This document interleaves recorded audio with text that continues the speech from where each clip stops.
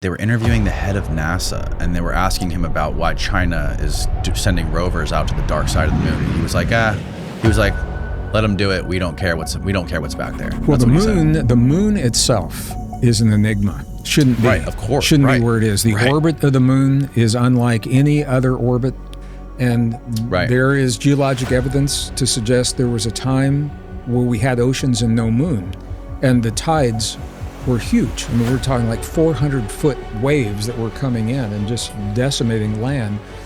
And there are stories, and there are indigenous traditions and biblical passages that talk about when there was no moon and how things changed when the moon occurred. Now, that's not science. They're stories. There was a researcher, Harvard trained, he was the head of psychiatry at Harvard University, 1990s, and I had the honor and the privilege of knowing and touring with him on the conference circuit. His name was John Mack. Oh, yeah, I'm very familiar with John Mack. Okay, so I knew John. We toured together before he was mysteriously killed.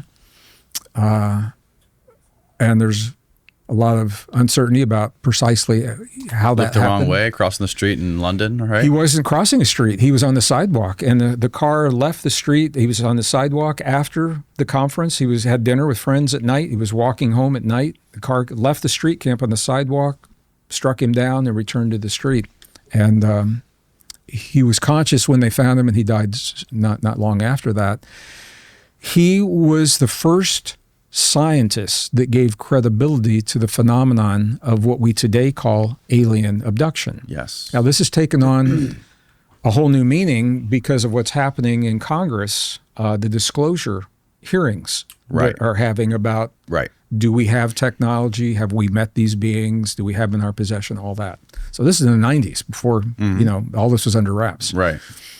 And what John Mack did was he said, look, prior to that time, the scientific and the medical community said, these are just crazy people, schizophrenic. Yes.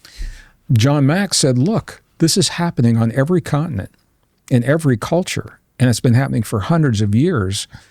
Let's look into this scientifically. If it is mental illness, we'll prove it. And why are all these testimonies of these folks, why are they all so similar? Well, that's exactly where I'm going. So one of the things he found across all the cultures and the countries and the language and everything, there were common themes. Not 100%, but there were these overlapping common themes. One of the themes plays into exactly and supports what we're talking about here. That's why I'm sharing it.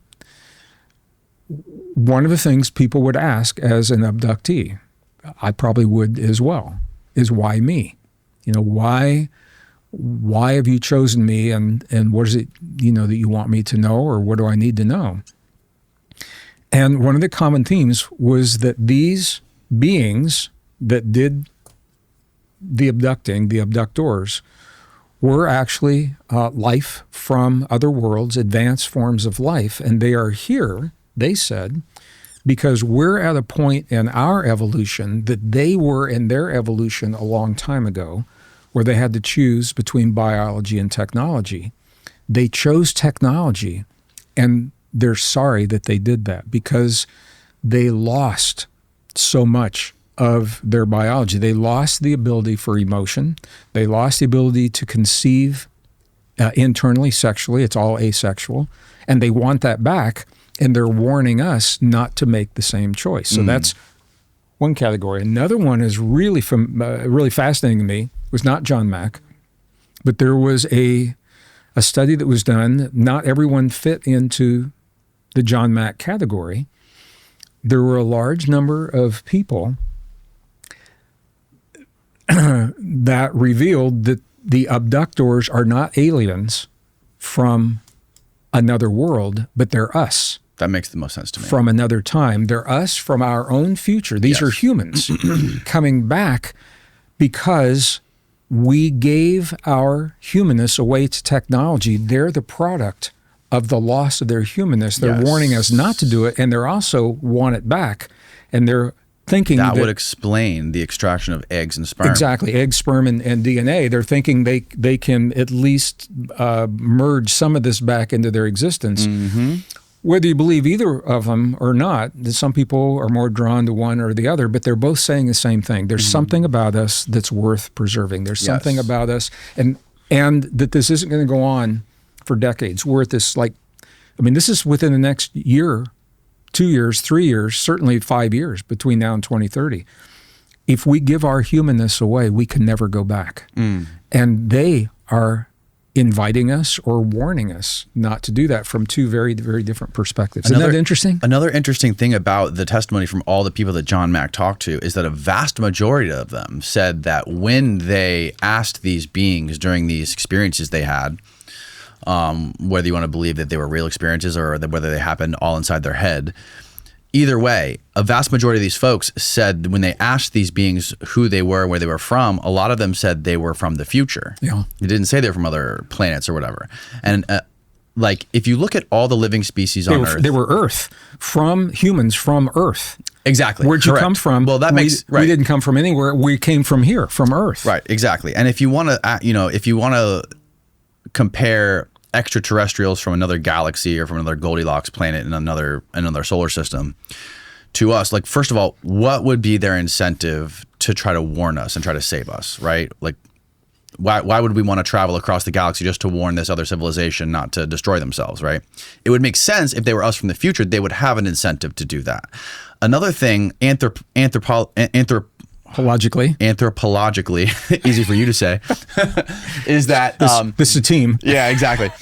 There's I think there's over 2 million cataloged species of animals on Earth. 20 of those are hominids, and one of those 20 happens to be upright walking hominids that can control and manipulate their environment, right? And we happen to also be the one of the 20 out of the 2 million that can develop technology that can leave the Earth, right? And look at look at how rare we are on planet Earth as a species that can do this and attain this level of technology, right? Now extrapolate that out into the universe. Out of all the Goldilocks planets, how much life have we found on other planets, right? Now look at the variety of conditions that these Goldilocks planets we do know of exist in, like the difference in gravity, the difference in the atmosphere. Sure. Most of them are water worlds. Some of them are binary star systems. So what are just looking at the percentage of us compared to all the other cataloged species of mammals and living things on Earth, species on Earth, what are the chances that another species on another Goldilocks zone planet that can inhabit life is going to evolve to look like us with 2 arms, 2 legs, upright walking bipedal hominids with 2 forward-facing eyes, brain sits on top of the head, just like we do? I'm glad you asked. That's so Can unbelievably I tell you rare. what the odds are? None. 0%. What scientists say when the odds of something occurring are 1 in 10 to the 400th power, that is considered impossible. Mm-hmm. So if we go down to 7-Eleven and get a lottery ticket and they say 1 in 10 to the 400th, you might as well forget it. The odds of our genome forming the way it has formed, and I want to talk about how it formed, but the odds of that happening are 1 in 10 to the 600th. So if 1 in 10 to the 400th is impossible, 1 in 10 to the 600th means it's more than impossible that we are the product of random processes, lucky biology. That there is, and as a scientist, I have to say the evidence supports, not just suggests, it supports there's an intentionality underlying our existence. That intentionality may be the link to the beings from other worlds. A higher intelligence would, and in our ancient texts, there are different ways of looking at that. Are we talking about gods? Are we talking about angels? Are we talking about Nephilim? Are we talking, whatever? That's a whole conversation. Mm-hmm. The point, higher intelligence intervened. So as a scientist, I have to be careful. The evidence strongly suggests intervention of some kind. It doesn't say who or what, but this did not happen naturally. Now, my own personal feelings when I read the ancient texts and I visit all these ancient cultures, what's so interesting, not one of the ancient traditions I've ever been with, the Andes in southern Peru and the shamans in the Yucatan and Nepal and India and the monks and nuns in Tibet, Bedouin in Africa, none of them say that we're the product of a long, slow gradual process of random mutations. Every single one, bar none, says that we're the product of an intentional act and that we are part of a greater community, whatever we want to call that. So now some people say, now you're talking about aliens, and other people say, well, you're talking about angels and demons, and other people say, well, you're talking about time travelers and advanced civilization. We have different ways of describing, but the science is telling us we're not the product of random, just lucky biology. Yeah. This is like getting into Sumerian, Zachariah Sitchin land with like the Anunnaki stories. Yeah, I knew Sitchin, and I toured with him in the 90s. You knew him? I knew him. I toured. Oh, wow. I toured with him before he died. I was very blessed. I toured in a conference setting. I toured with John Mack, Michio Kaku, if you study Michio. Zachariah Sitchin, Ed Mitchell, sixth man to walk on the moon. Wow. Okay. It was, and I was very blessed. I learned a lot from these. And Did Mitchell ever tell you the truth about the moon landing? We landed. We did. Oh yeah, we definitely landed on the moon. May not have happened exactly the way we definitely have landed, and we continued even after the program was officially ended. Russia and America at that time were the only two superpowers. Number one, the only powers that had the money and the technology and the capabilities of going to the moon or anywhere else. And they agreed not to talk about what they found on the moon. Now both countries are broke. Why do you think that is? Because of what's on the moon. What do you think's on the moon? Well, I just want to say now both countries are broke, but there are other countries that are not. India is sending Shiva 1 to the moon, and China, and neither one of those countries agreed to non-disclosure. And China has actually said, and this is, you can't make this up. I keep saying this. China has said when they land their craft on the lunar surface, they will broadcast to the world what they see. So here's the thing. We sent craft looking for microbes and bacterial forms of life. When those craft landed next to archaeological remnants that are over 50,000 years old. On the moon. On the moon, on the lunar surface. And when China sends those images back, my sense, and I don't have an inside track any longer, my sense is that we're going to see structures that are there. And I've seen the photographs of the structures. They all the way back to the Clementine missions that were, through freedom of information, had to be released in 1990. They had to be released.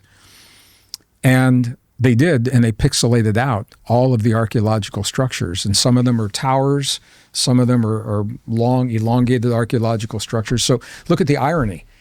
Here we are looking for microbes landing next to temples on the lunar surface. Yeah. Now think about what this means. Here we are, we're on a planet on the verge of global war because we believe our differences are so great that we must hurt one another to solve those differences. What would it mean for a space probe from Earth to land on the lunar surface and find these archaeological remnants and find that they're not from aliens from another world, but they're from us from another time? And I think when they send those images and you see the glyphs on those temple walls, we'll know exactly what they say because they will be in our root languages. Cuneiform, Hebrew, Sanskrit, and Arabic are the four root languages that I think you'll see when those come back. Would that be enough for us to look at one another as nations and say, my God, look at the great and beautiful things that we did when we worked together a long time ago in the past. What could we achieve if we came together right now? What could we give to our children? What could we give to our future if we work together instead of destroying ourselves? Something like that could be the catalyst. You see, there was something that came out in NASA a couple weeks ago, I think it was maybe even a month ago, where they discovered caves, like deep caverns on the moon. Yeah, they've already found it. That's already. I mean, this stuff we've had the images, and I think it's one of the reasons commercially we didn't go back, because it causes a lot of problems. And then what about the dark side? Like there was also something that came out where they were interviewing, I think it was in front of Congress maybe, but they were interviewing the head of NASA and they were asking him about why China is sending rovers out to the dark side of the moon. And he was like, let them do it. We don't care what's back there. Well, the moon itself is an enigma. Shouldn't be. Right, of course. Shouldn't be where it is. The orbit of the moon is unlike any other orbit of any moon around any planet in our solar system. Mm-hmm.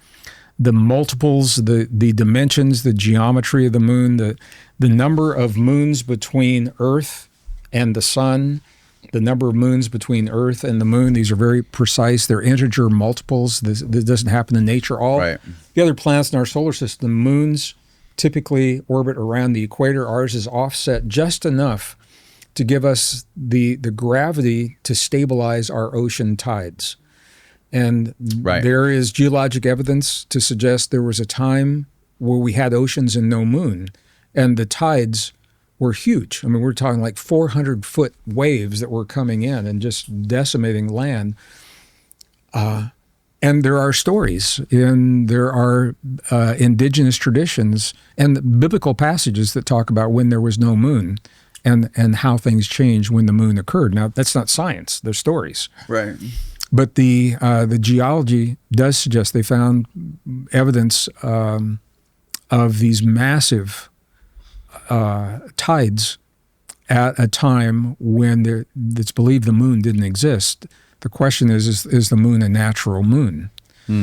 Is it artificial, or is it a natural moon that was captured in our orbit from a catastrophic event in our solar system?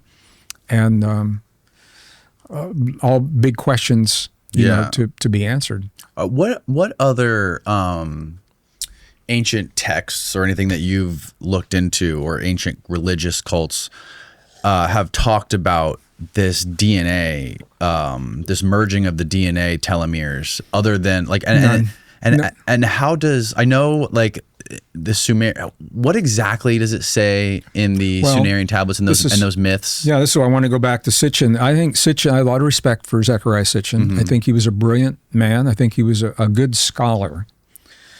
And he pretty much single-handedly brought to the mainstream. I mean, there have always been linguists behind the scenes. Mm-hmm. But through his series of books, The 12th Planet was probably the one that people read the most. That brought that to light.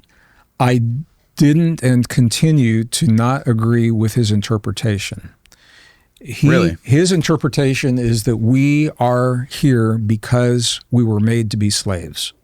Right. My sense from what I have read and what I understand in the ancient traditions, the people I've talked to, and in the texts, we put them all together, is I think very possibly we have been enslaved at a time in our past. I don't think it's the reason we're created. And there's a whole story we can get into, maybe another podcast we can talk about that. So I don't think it's the reason we were created, and he believed that was the reason we were created. Yeah, it's one of the most interesting, crazy, like sci-fi stories that's out there, is the story of the Anunnaki coming down and creating us to basically be a slave species to terraform the planet, and then they started breeding with us, and they somehow wanted us to mine gold. Well, that was his interpretation. You know, the put in the atmosphere. Biblical interpretation is that we were deceived into coming to this world rather than this planet. We were deceived into coming into this realm of matter and three-dimensionality. And that is a form of evil, is the deception of the angels. This is the biblical perspective, that were deceived into coming to the earth realm and captured in matter and three-dimensional bodies and led to believe that there is no other realm. That's another interpretation. And you go back far enough, and all of the traditions that I've seen, they all say that we're the product of an intentional act. You go into the Mayan cultures and they talk about the multiple iterations of what it took to create the first humans and how we were created. You go into the Apocrypha and the Gnostic texts, and what's really interesting is they never say God created, and even the original biblical text doesn't say that God created humans. It says Elohim, and Elohim is a plural. So multiple beings created humans, and when you go into the Apocrypha, the texts that were left out by the church, the first time didn't work.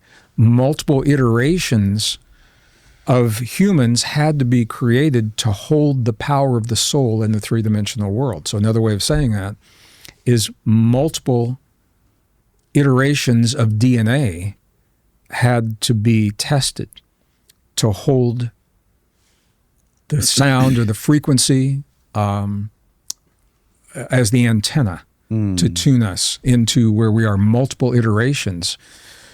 Eve was not the first woman that was created. And I think we probably have biblical scholars that may have talked to Lilith, according to text, was the first female that was created from at the same time that Adam, the first human, the first man, but because they were created at the same time, they were like brother and sister. Right. And they weren't drawn to one another. It was when Eve was created, and I wasn't there. I just imagine, I'll channel. Adam said, "Thank God," because this beautiful woman appeared, and he didn't feel that it was his kin, his sibling. He felt, and they were able to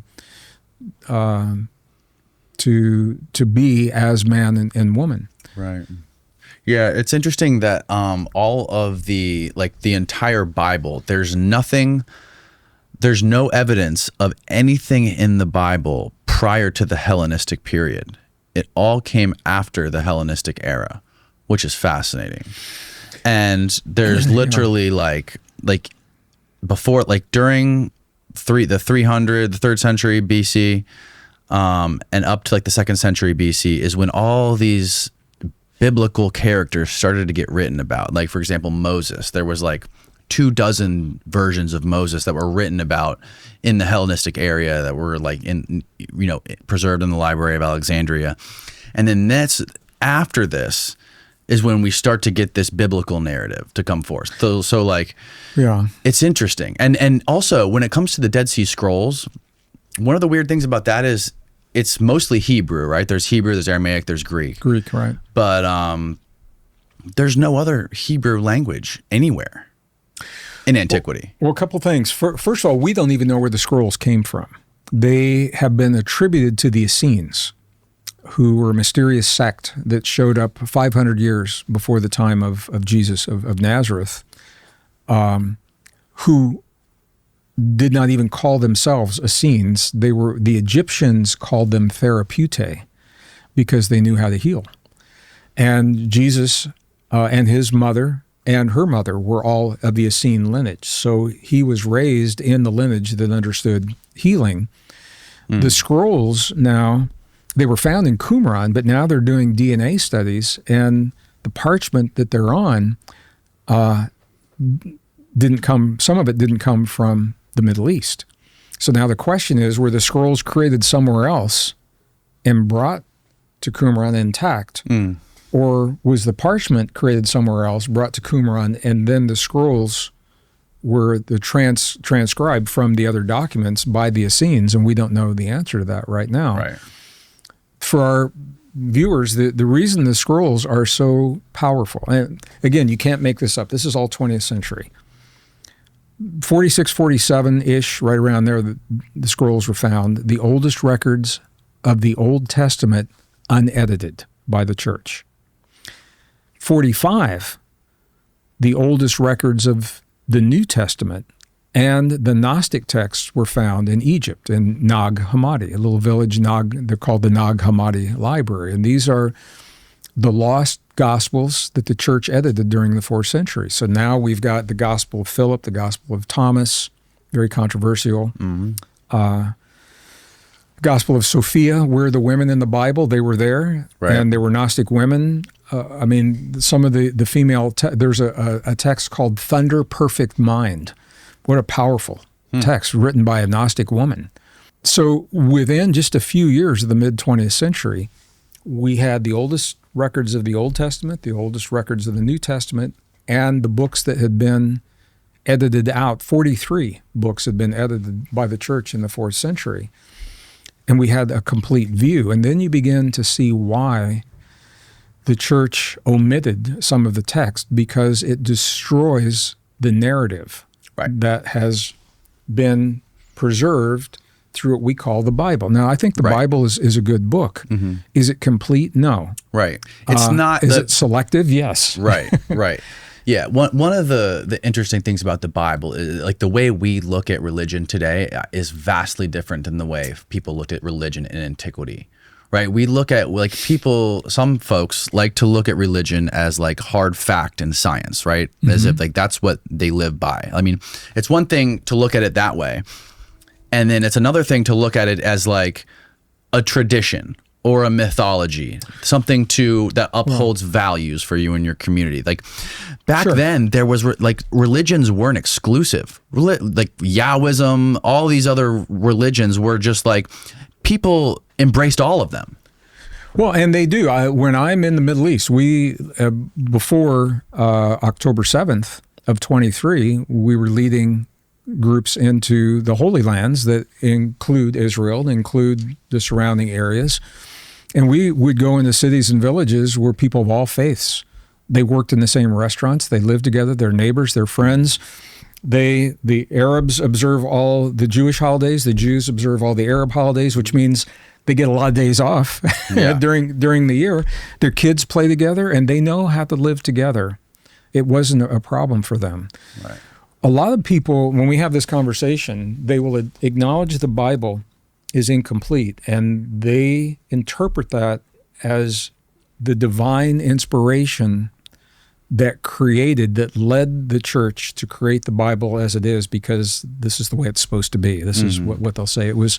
And it's and there are a lot of ways to interpret, what that is. But this is one of the overarching themes. And again, this was the War Scroll that says we are, until the end of this cycle, that we are in this fundamental battle between good and evil.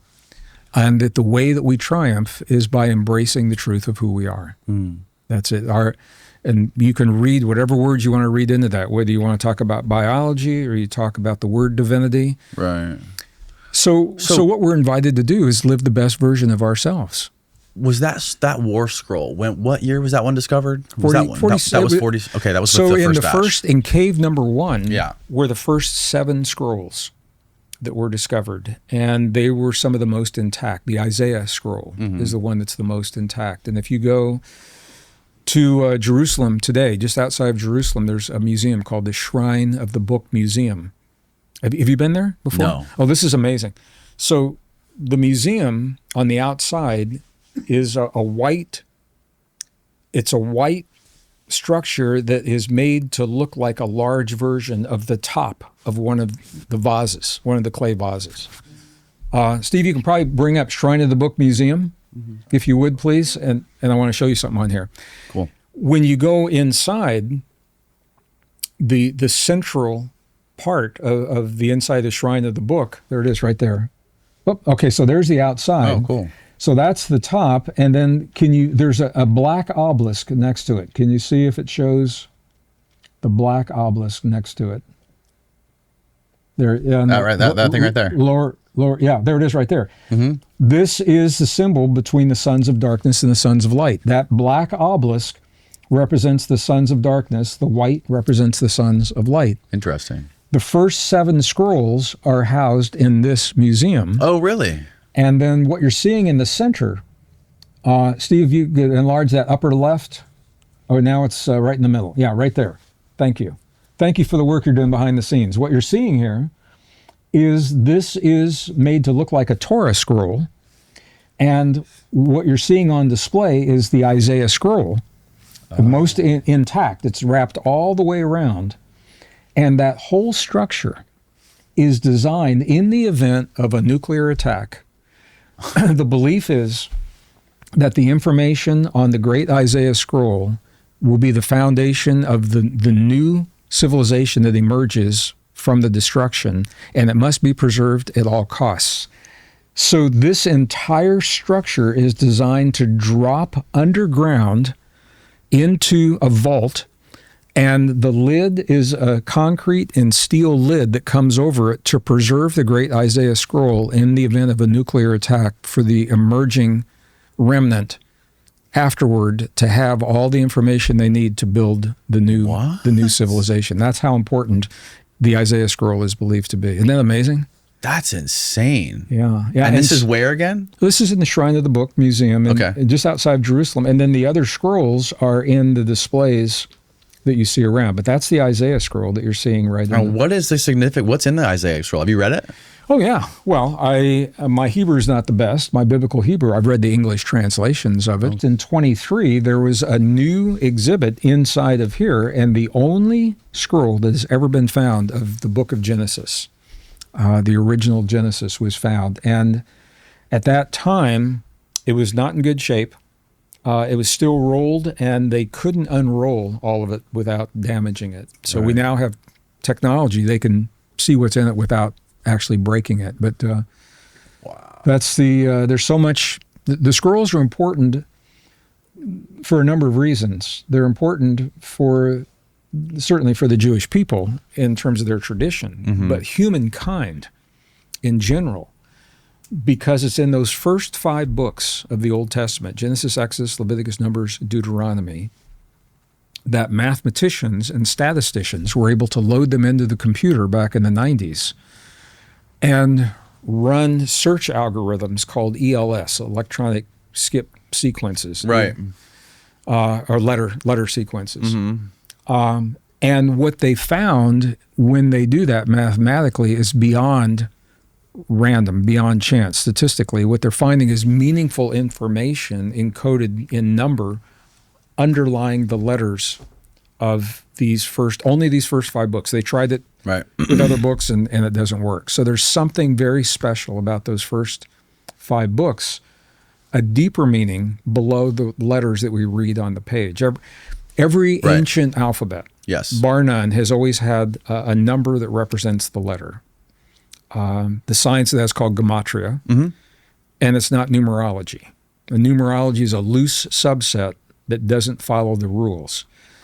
In the 2nd century, there was a book, the 32 rabbinical rules were laid out in the 2nd century, determining how gematria can be used as a science.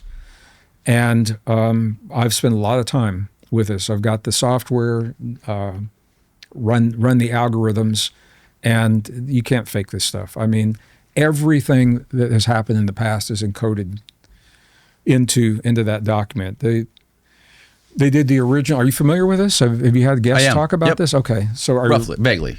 Everything from all the great wars are in there. The countries that entered the wars, the years they entered, who their leaders were, the year the war was over, what year the leaders. The assassination of Kennedy, election of Obama, Trump. everything is encoded, and the text says that it will be. Everything that was, is, or will be is until the end of time, not the end of the world, but the end of time, is encoded into that text. Doesn't predict what will happen. Right. It indicates consequences and outcomes. It's almost as if we were given a map of quantum possibilities so that we can query. But I want to just share the really good news that I've seen from this. During the Cold War, I queried, and I was studying this during the Cold War, right at the end of the Cold War. Cold War was over 89 and 90, and it was in the early 90s. It was the first time that Michael Drosnin wrote the book called The Bible Code. It was the first time with the Hebrew mathematicians. And if you query atomic holocaust, that only comes up twice in the code, and the years for both of those we've already passed. So it suggests that we are not, I'm not going to say you won't see a limited exchange. I think you may see a tactical nuke on the battlefield somewhere, but I don't think we're going to see mushroom clouds all over the horizon like they show in the movies. It showed 1983. 83 was the last year according to the Torah codes, the Bible codes, that the word atomic holocaust comes up, and it says, this is called the Torah codes, or the Bible codes. It's commonly the Bible codes, but it's actually the Torah that's being, the first 5 books of the Old Testament. And who was the guy who first wrote about this? Are you familiar with the Bible? I mean, I won't be redundant. I'm not familiar with it. No, Okay, I've never heard of this before. Okay. Well, I apologize. Okay. So let's start over. 1990, mid-1990s, a man named Michael Drosnin. Michael Drosnin, that's the name. Wrote a book called The Bible Codes. Right. And it was based on the work of Eli. There's a statistical mathematician who had published in a peer-reviewed journal an article about what are called electronic letter sequences, ELS sequences. Mm-hmm. And so here's what put it on the map. In the Torah codes, it said that the prime minister, his name was Yitzhak Rabin, would be assassinated at a certain time on a certain date by a man with a very precise name. They took this information to Yitzhak Rabin and said, look, if you do this speech on this day, 3,000-year-old book says you're going to be killed. So maybe you want to rethink. And he said, no, if it's in the Torah, it must be true. He went and gave his speech, and he was killed on the day, at the location, at the time of day, and the man's name was Amir, A-M-I-R, and that was all in the Torah codes, and that's what put it on the map. They said, how could this book have predicted that this was going to happen? So then the statisticians, they said, well, what if he hadn't? What if he had postponed? So they ran the query, that he talked on another day. And the Torah codes came back, and it said assassination delayed, indicating it still would have happened, but it would have happened at maybe another time. This goes back about 400 years. Rabbis have always said that there are hidden codes in the Torah. Mm-hmm. They didn't have computers. They tried to figure it out by hand, and it's said by candlelight and lantern lights, and it said that they went crazy trying to do this. So when computers came into vogue in the 90s, those same rabbis said, well, let's do this on a computer. So the idea, this is gematria. Every letter of every ancient alphabet has always had a mysterious number associated with it. We don't know where they came from. They never change, always consistent. If you the study of Kabbalah, people know this. They often use the numbers and letters interchangeably in Kabbalah or Kabbalah. So they took the Torah and converted the letters into their equivalent numeric representations and loaded that into the computers as an array. Okay. All right. And then you can tell the computers, beginning with a certain letter, you can do what's called a skip code. You can say, if a skip code is 10, you start with a letter, and then you go 10, and then 10 letters down, and then that's the next code, and then 10 letters down, and that's the next. And what you find is an entire word. So, for example, in the book of Genesis, the first T that you find, and I believe it's a skip code of 10, is O, skip code of 10 R, skip code of 10 H, and it actually says Torah. And they said, okay, well, what else is in there? So that's what makes you crazy doing it by hand. So what they did was a computer, and you can determine it can be a skip code of 50 or a skip code. Actually, the Torah may be a skip code of 50. I may have just done that wrong. I didn't know we were going to talk about this.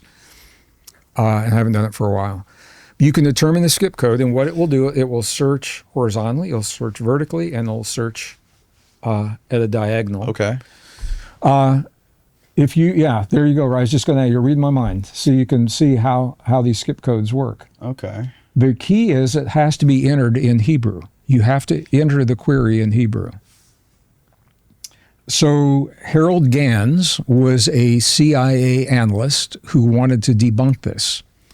So he said, let me do my... Harold Gans. G-A-N-S. He said, let me do my experiment. And there was a very famous experiment that he did where they entered the name of, I believe it was 32 rabbis, And they said, let's see if these 32 rabbis are in there. Well, not only were they in there, their birth dates were in there, the date of their death was in there, the location where they lived in the world, their city was in there. It exceeded what the analysts thought. He was going to debunk it. Now he's one of the strongest supporters of what was happening. So it's controversial. A lot of people don't believe it. It's a mystery. How could these things happen? Well, this opens the door to another conversation that we can't have today. But the conversation is if we are living in a simulation. I think you've probably had guests on that have talked about virtual realities and us living in a simulation. Have you had a guest talk about that? If we are living in a virtual simulation, it makes sense that we would have a map of all the potentials within our simulation until the end of the cycle. And that's what is believed that the Torah codes were given to the people of the earth 3,000 years ago as a map of potentials. When we make a choice, these are what you can expect as the outcome until the end, not the end of the world, but the end of time. The end of time is the end of the cycle. And then we begin a new cycle. Are you familiar with Christopher Dunn? I don't get out much. So he wrote a book in I think his first book was in the late 80s maybe, called the Giza Power Plant. I remember that book. I don't know the name, but I do remember that book. Yeah, he's an engineer. Yeah. He comes from aerospace. Sure. And when he first saw the pyramids, he thought, there's no way this is a tomb. He's like, oh, no. He reverse engineered it, and he says, this is a functional machine. And he's revamped his theory and added on to it recently. And his newest book is called the Tesla Connection. It's like part 2. Yeah. And his idea is that the Great Pyramid, is a solid state electron harvester that harvests electrons deep within the earth. And he's even had like NASA scientists that have backed up his ideas with how those stones in there can help with the electron flow through the earth. And how, all those shafts and everything in there, they don't make sense. It's like that thing had to have some sort of crazy function to it. Well, it is based on such universal principles that it has many functions for that very reason, because of its harmonic relationship to the earth, to the energy on the earth, to the cosmos, encoded into the pyramid, the dimensions. I mean, it's directly in the middle of all the landmass of the planet. You probably know all the stats that go with this. I was there in 1986. I had. Oh wow! I was in Egypt, and they gave permission at that time. They've never done this since. In the Great Pyramid, to take a core sample from one of the casing stones, because the question is, how did they build this thing? How'd they get the stones up 430 feet, And what they found was so controversial. It was published in the engineering journals. Not a lot of people want to talk about it because at that time, a lot of New Age, the harmonic convergence was happening, a lot of New Age stuff. People talking about crystals, lasers, vibration, all of which is possible. But the evidence doesn't support any of that. What the evidence shows is that core sample in natural light, the casing stones, the outer stones were removed, mined to be used in buildings and mosques in Cairo. And there's only a couple of them left. They were beautiful, polished marble, white. So what we see today was never meant to be seen by the naked eye. It is sandstone or limestone. Natural limestone, as a geologist, I can tell you, will have laminations because of the way it was deposited. It will have microfossils, tiny microbial forms of life, some kind of shell, something in there. And what they found, the core samples, was none of that. What they found was it was completely homogeneous. There were insects, air bubbles, and human hair that they found in this core sample. Really?